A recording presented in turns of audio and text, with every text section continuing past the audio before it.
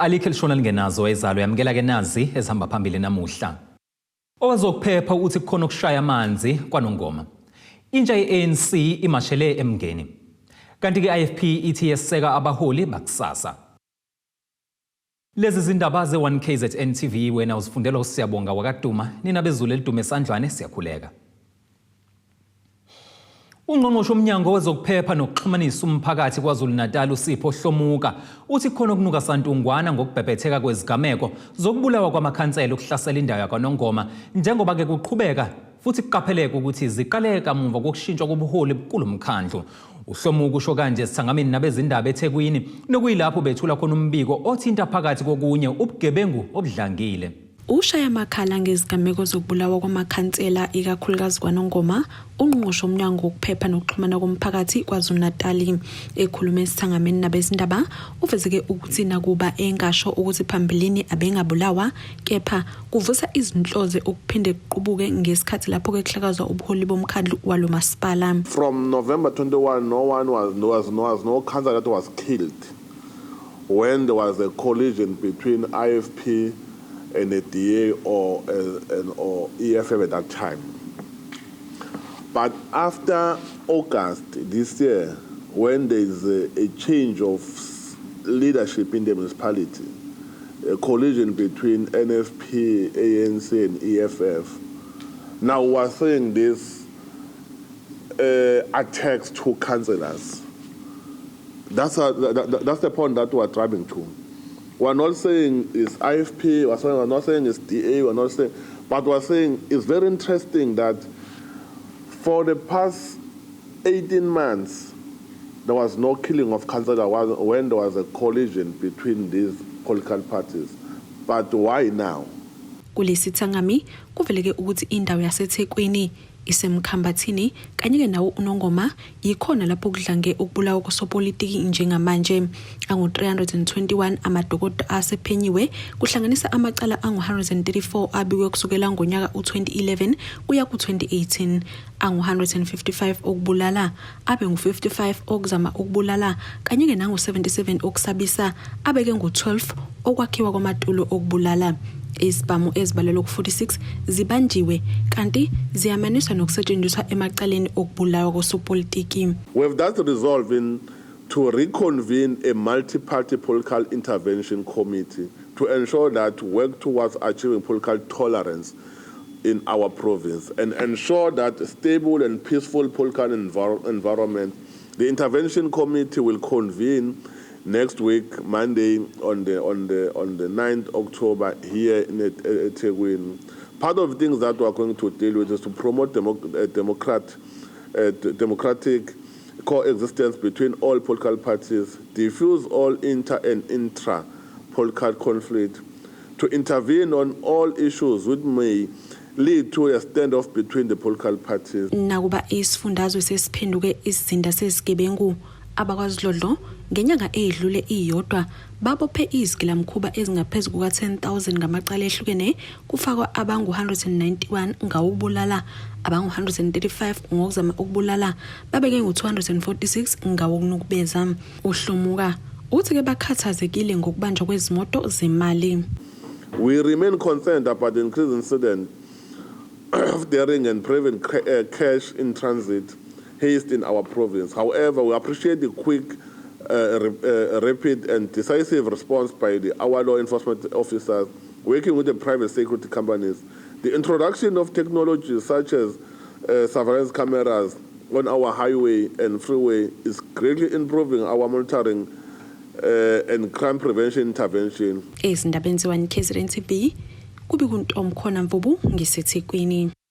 Uphiko lentsha le-ANC KwaZulu-Natal luthi angeke lisabseke ngenqwaba yonogada ebinkanise edolobheni laseHawiki lapho bekusuka khona imashi yabo ebilibangise kumasipala umngeni. Umqondisi Duma ongumhlanganisi walolu phiko esifundazweni uthi imashi bihlose ukudlulisa umyalezo ukuthi abahambisani nabasola ukuthi kwenzeka kulo masipala.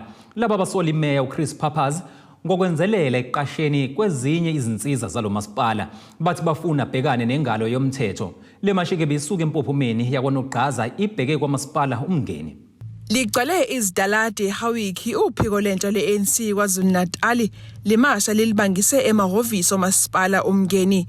Owalolu phiko umqondisi Duma uthi bafuna imeya yalo masipala uChris Pappas asule esikhundleni. Siyafisa ukuthi umnumzane lo uthi uPappas akaresign futhi siyafisa ukuthi upublic protector njengoba evumile ukuthi uyitholile incwadi yesikhalazo ekhalaza ngobugebengu nangobuqhophololo obukhona la siyasho ukuthi akasheshise uhlelo lokuthi amphenye emva kwaloko asho ukuthi unecala yini kodwa futhi siyasho ukuthi sifuna ukuthi lo daba la Pappas sikhulume ngalo ngoba siyazi ukuthi insolo zininga kuzona lezi zalo 100,000 kuphela sizwele ukuthi abaqashwa ogogo abadala la abana 63 babaholela more than 500,000.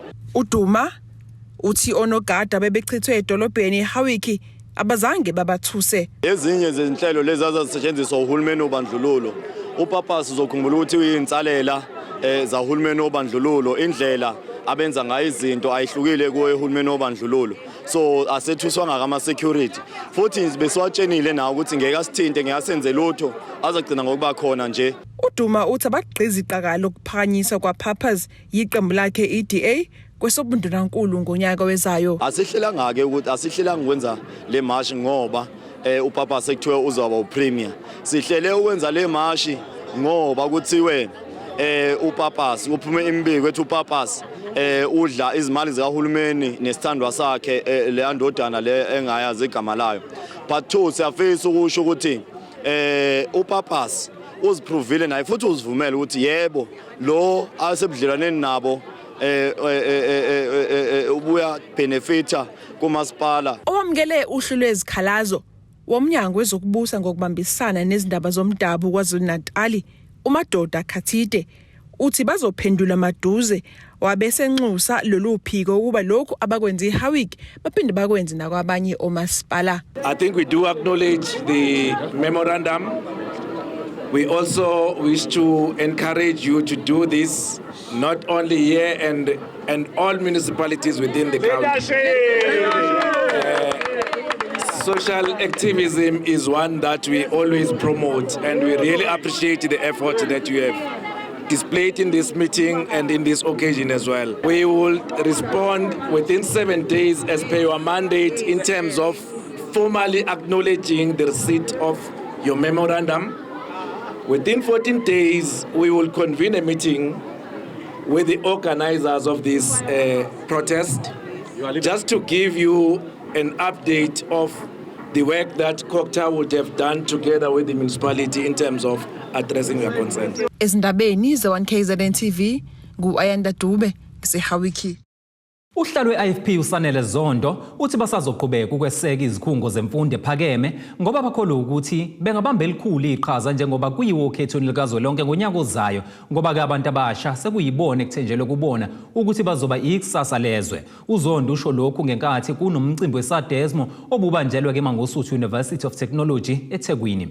Zondo siyabonga ngesikhathi sakho sela eUniversity iMangosuthu okuyi-university ehlonishwa kakhulu ngokuqanjwa komntwana nokuyena futhi owayakha. So khumbula ukuthi ke le university kunama election and kuba khona kwama election ukuze isikhathini la isadesmo mikade ingasekho emandleni isikhathi eside. Into evelelayo vele ukuthi ungabikho esadesmo ezinye zeinkinga zangaphakathi eyibuye ithinte nayo youth brigade ebuye ifune ukuqambukela. Nilungisa kanjani inkinga kanjalo kwisadnespo ibuyela amandla kulesi sikhulu? No mhlawumbe siqale silungise le wahlasethi as youth brigade asiqhamukele sinomsebenzi omningi thina ofanele siwenze modern usadesmo. As much as usadesmo ungenye izinto ofanele sensiqiniseke sokuthi ziyaphila within IFP, but we have scope sethu is more than that. So asikwazi ukuhamba siqhamukela ama institution size sibanga ukuthi ngawina. In fact, we are funding and resourcing usadesmo kuma institution ukuthi ukwazi ukucontest ukuthi ukwazi ukuba nama programs. Inkinga usadesmo ukudecline ka IFP outside kwaba nomthelela ukuthi decline ne support ka sadesmo kuma institution.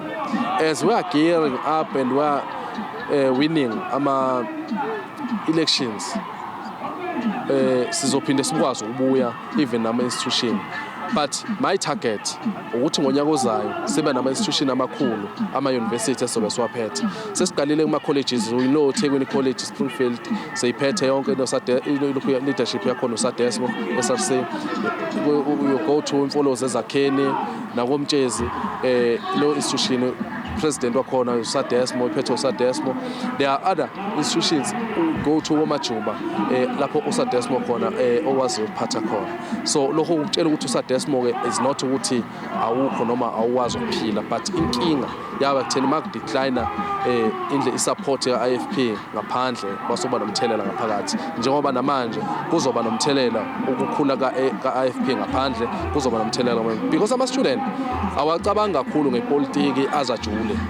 Ukhetho lama-SRC libaluleke kakhulu kuthina as Youth Brigade firstly before IFP. Mhlambe for IFP is that kuba nethuba ukuthi kukhula abaholi abazokwazi ukulida ku-IFP in the near future.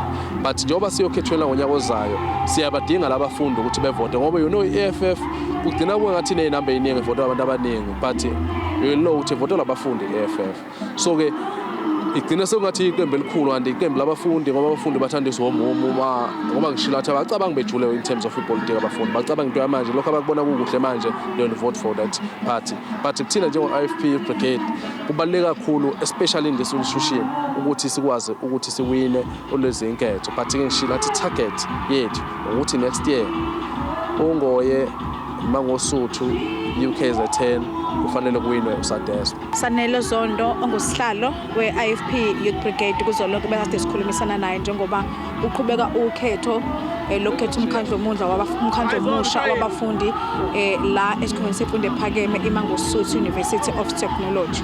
Kudebokho Sibisi wezindaba ze-1KZNTV ku-channel 261 ngisemlazi eThekwini.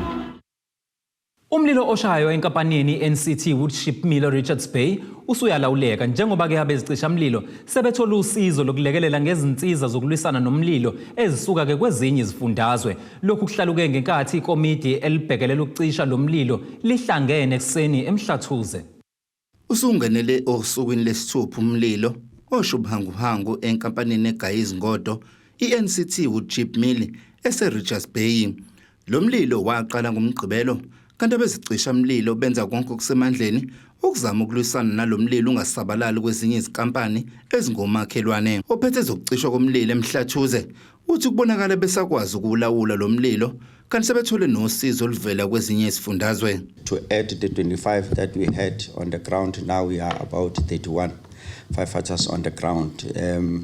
At the moment there's no any risk of the fire spread to the neighboring industries like Fosco. The fire has successfully been contained, and we are making a lot of progress. The system, the water supply on the premises, the pressure has been lifted up.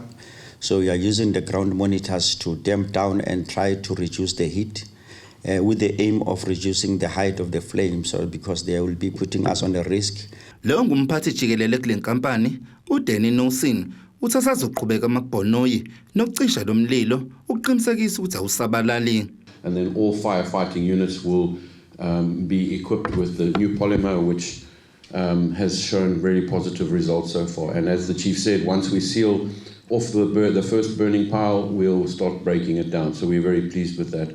The aerial support today will continue to protect the undamaged chip piles based at TWK that are positioned between where the fire is and Fosco. Kanti labo ababhekelele zokuphepha komoya bakhipha isexwayiso besibheke isemphakathini ubuzivikele uma intuthu ibheke ngasezindleni zabo. The alert for the winds that are happening have been sent into all the social medias, and we sensitize the community that if the smoke is coming towards your residential area, please keep indoors, close the windows, close the doors.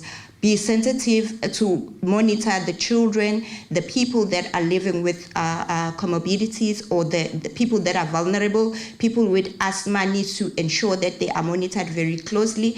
If the smoke cannot be really tolerated, please ensure that you take your asthma pump or you contact your medical practitioner.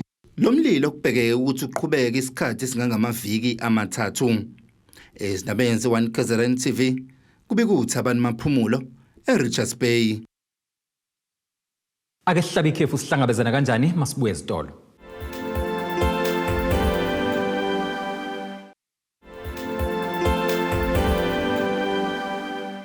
Asibingelele siphinde sikwamukele uma ngabe usanda kubukela izindaba zethu nazi izihloko ezihamba phambili namhlanje.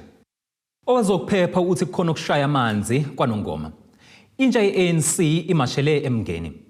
Kanti ke IFP ithi yeseka abaholi bakusasa. Umxhumanisi wentsha kanye nabafundi kwi-FF KwaZulu-Natal uMdumiseni Kumede uthi basemkhankasweni wokhetho lukazwelonke oluzokuba ngonyaka ozayo.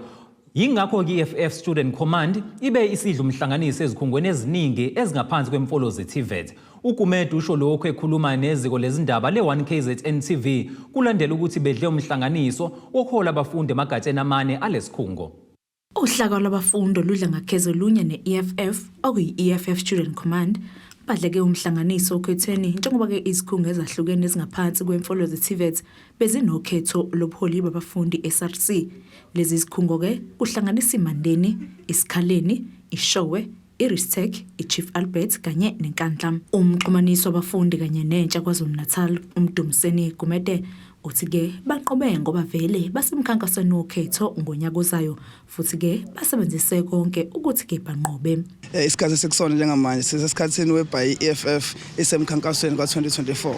So ezinye zezinto ezisibustile kakhulu but also umsebenzi esiwenzile njengoba kade si-SRC in some of the campuses akhona la emfolozi. So izinto ezizenzile izona ezenze kwabalula ekukhankaseni kwethu because sithema singene emandleni sashintsha izinto eziningi emacampusini and then kwabalula ukuthi mesibuyela back kubafundi bakwazi ukusilalela kangcono. Ukumede ephendula ngokungaba imbangela ukuthi ke iqembu le-EFF libukeke lidludula izinyawo uma kunesikhetho zokuchibiyela namavoti ke engagculisi uthi ke bengabantu abasha bazibekele ke i-target ukuze ke belekelele iqembu lenyosizibalo. Bese ngishela ukuthi sisemkhankasweni obizwa nge-massive voter registration.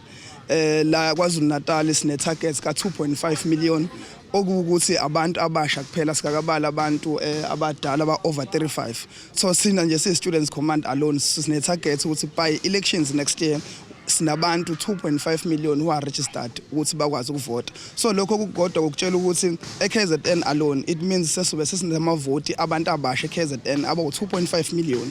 So wona amanye ama strategies siza nawo. Amanye ama strategies ukuthi labantu abalida emacampusini njengoba silida emacampusini seno president seno secretary ibona futhi kumele babuyele back emphakathini babe usizo.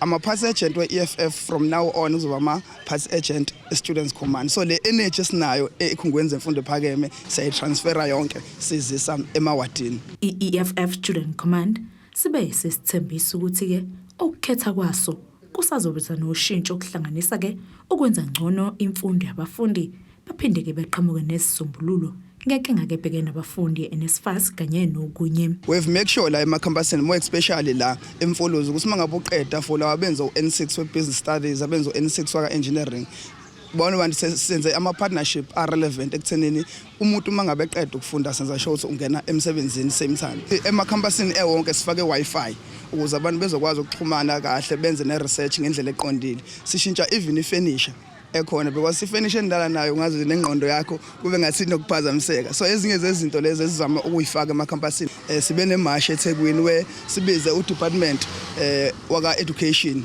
from Maritzburg ukuthi awuzothatha memorandum sabanikeza izinsuku ezithize ukuthi ba respond. So we are having constant meetings nabo in terms of uqeda this third person ku-NSFAS. Lesigezi indaba zo-1KZNTV ngenkusambelisweni ngqolunga ngeSaricus Bay.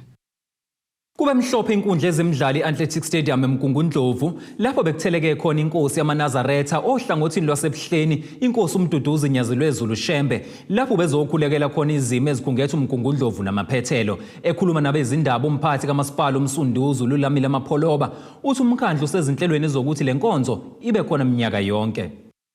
Abephume ngothilwa amalungu ebandla lamaNazaretha ohlangothini lwasebuhleni ukuzothamela inkonzo ebihlelwe umasipala uMsunduzi lapho ke bekukhona umholi waleli bandla inkosi uMduduzi Shembe owaziwa ngelonyazi lwezulu. Unyazi belumenywe yilo masipala ukuzokhulekela izinkinga eziningi ezikhungethe indawo yaseMgungundlovu. Umphathi kamasipala uMsunduzi uLulamile Mapholoba uchaza ke kabanzi ngenhloso yokuhambela konyazi eMgungundlovu. Inhloso yomkhuleko kuyingxenye yomkhankaso kaBaba uMeya uBaba uThebula noMasipala jikelele wokukhuthaza ikakhulukazi abantu abasha abasakhula kule program esibiza ngokuthi moral regeneration, ukuhlunyuleliswa kwezimilo, nokuthi ke unyazi lulethe umkhuleko kwizinto nje ezimbi ezenzekayo zokubulawa kwabantu. Zokhumbula ukuthi sike sabulawa kwabantu kakhulu la eMsunduzi, ke kwabulawa abantu abawu10 befamily eyodwa, kwabulawa ikhansela, kunenkinga yamaphara, kunenkinga nje inkingana eziningi. So we felt ukuthi asilumeme unyazi luze la luzokhuluma nabantu, lukhuthaza abantu, and ngijabule kakhulu uma besihlangene nalo e-council chamber lapho ekwazi ukukhuluma quite strongly against lento esibiza ngokuthi ama-social ills. Siyathemba ukuthi umyalezo ophethwe unyazi uzongena enhlizweni zabantu, sibone nokushintsha kwemilo zabantu. uMapholoba uqhubanga ngokuthi uma bebheka umthamo wabantu abebethamelele enkonzo, lokho ekubabeka ezinhlelweni zokuthi bewumkhandlu beyihlelele ukuthi ke ibe khona minyaka yonke lenkonzo. One advantage about unyazi imagnet eluyiyona lokuthi likwazi ukuhlanganisa abantu abaningi kangaka ngesikhathi esisodwa, which is very rare. You know, we really are very appreciative of this. Siyabonga kakhulu ngoba lunoma ibuthe walo unyazi wokudonsa abantu libahlanganise endaweni eyodwa ngesikhathi esisodwa. Ngakho ke ngicabanga ukuthi sizoyireviewa siyikhanseli, siyenze ibe yi-annual event unyaka nonyaka ngalesi sikhathi. Futhi ke kuphinde kwahlangana kahle kwakuyi-transport month. You know, ingozi emgwaqweni sizoqala ukukhangisela abantu uDisemba, khangisela uKhisimusi. So yonke leyo nto siyenze yahlangana kwayinto nje eyodwa. Ezindabeni ze-1KZNTV, udaba lihlanganiswe uThulani Mbewe, lwabikwa umqondisi Myeni eRichards Bay. Inkantolo yemantshi eMgungundlovu esebenza ngamacala aphathelene nobugebengu inquma ukuthi icala elibhekene nobukhosi bakwaMpumuza liyoxoxwa ngaphandle kwenkantolo. Leli cala ekubikwa ukuthi lafakwa owabe yinduna kulesizwe kulandela umyalelo wenkosi ukuthi kumiswe konke ukwakhiwa nokusikwa komhlaba, ngisho nalabo abasebeqalile ukubeka izindonga bengabe besaqhubeka. Umntwana omkhulu uKhethokuhle Zondi uthi kulukhuni kwetshisa isinqumo senkantolo njengoba besabhekene ngeziqu zamehlo nommangali, kanti ke nesizwe sonkana asijabulile nganesenzo. Umntwana omkhulu wesizwe samaMpumuza uKhethokuhle Zondi uthi kufana nokuthi icala lihlalanga namhlanje njengoba inkantolo ekhiphe isinqumo sokuthi udaba ke liyoxoxwa ngaphandle kwayo inkantolo babuye sebezoletha isinqumo abavumelene ngaso nommangali. Kanti ummangali yena ubengekho namhlanje enkantolo kepha ubemelwe abameli. Inkantolo nje ngokwesizulu ifana ukuthi ayihlalanga ngoba nje sibingeleliwe umphathi ke imantshi yakhuluma into ethi asibuyele emuva bese sixoxa enkantolo yethu bese sibuya ke mhla ka-27 masihluleka, kodwa ubona ukuthi fanele sibuyele emuva bese sixoxa khona. Uzondi uthi inkantolo iyabona ukuthi ubukhosi bufakelwe izeneze enkantolo. Kuyiqiniso kuhle. Nginenkolelo ethi into yenza ukuthi balithatha udaba libuyisele emuva. Bayalibona ukuthi alikhuluma. Awukwazi ukuthi ufike uyohlala endaweni kodwa uzivikela kulo muntu ophethe leyo ndawo. Futhi uzophila kanjani? So ngikholele ekutheni ke inkantolo ithatha isiqhumo nje ngoba idaka kuyokhulunywa emuva. Ofuthi ke kuyinkinga yokukhuluma emuva nomuntu esenibophene naye ukuthi sokhuluma sithini emuva. Inkinga nje enkulu. Ngikholele ekutheni cishe umenzi walento wengacabanganga ngoba cishe nenkantolo iyabona ukuthi into engekho kahle kahle. Kanti uZondi uphinde waxolisa labo abasahlela ukuthenga umhlaba ezindaweni zamakhosi. Abantu uma beze endaweni zamakhosi ake bafunde ukuthi kwenziwani endaweni zamakhosi, balalele, babuzisise futhi kwenzakalani endaweni zamakhosi ukuze kusasa singagcini sizoma emgaqweni bengazi, ngoba lento le kube ukubukelwa phansi kwenkantolo yendawo zamakhosi esithe silikhuluma udaba nolithathwa lusa kwenye inkantolo. So namhla inkantolo isilibuyisele khona emuva. So nje ulibuyisele emuva seselikhuluma kanjani thina. So igcina ke lento ithi abantu nje ake bafunde ukuthi ingabikho izinga lempilo abazoli-undermine kunolunye. ngoba cishe okukhishwa inkantolo soyibuyisele emuva. Nginenkolo ukuthi ibuyisele kutheni iyona ndlela correct ukuthi awukwazi ukuthi ungasuka kwaMpumuza ungakayiqedi yonke into oyifisa kwaMpumuza bese wena uya kwenye inkantolo.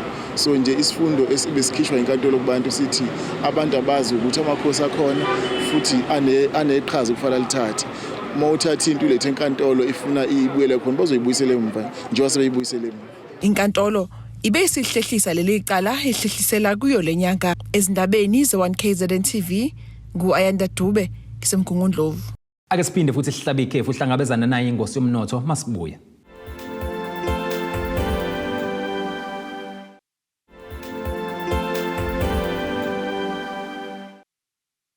Nina benkonjane edukele ezulwini ezinye ezidukele emafina sikubingelele siphinde sikwamukele mungabe usanda kubukela izindaba zethu yamukela nazi izihloko ezihamba phambili namhlanje. Owezokuphepha uthi kukhona ukushaya amanzi Kwanongoma. Intsha ye-ANC Imashele EMNGENI. Kanti ke IFP ithi yeseka abaholi bakusasa. Ake sibheke engosini yezomnotho.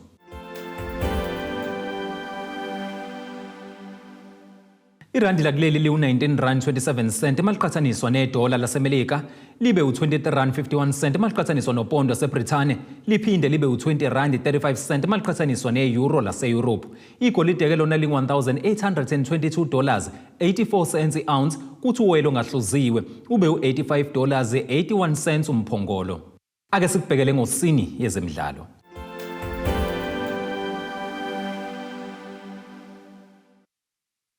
Umqondisi wekhilikithi kuleli u-Enoch Nkwe uthi uyathemba ukuthi uqine ngokwanele ukapteni weqembu lesizwe lekhilikithi labesilisa uThemba Bavuma njengoba ezolohole endebeni yomhlaba yomdlalo wosuku olulodwa ozoba se-India kusukela ke kusasa. Ama-Proteas azongena kulo mqhudelwane ebheka uqeda ishobolo leminyaka lokuhluleka ukungena kwamanqamu nakuba ke selizame ngamaqembu ehlukene futhi aqinile. Iqembu lakuleli selidlale endebeni yomhlaba yemidlalo yama-over angama-50 kusukela ngo-1992 ngesikhathi iNingizimu Afrika ibuyiselwe ekudlaleni imidlalo yamazwe ngamazwe. Lifinyelele kowandulelo wamanqamu kane ingo-1992, u-1999, u-2007 kanjalo no-2015. Ake sikubhekele isimo sezulu esingalindeleka.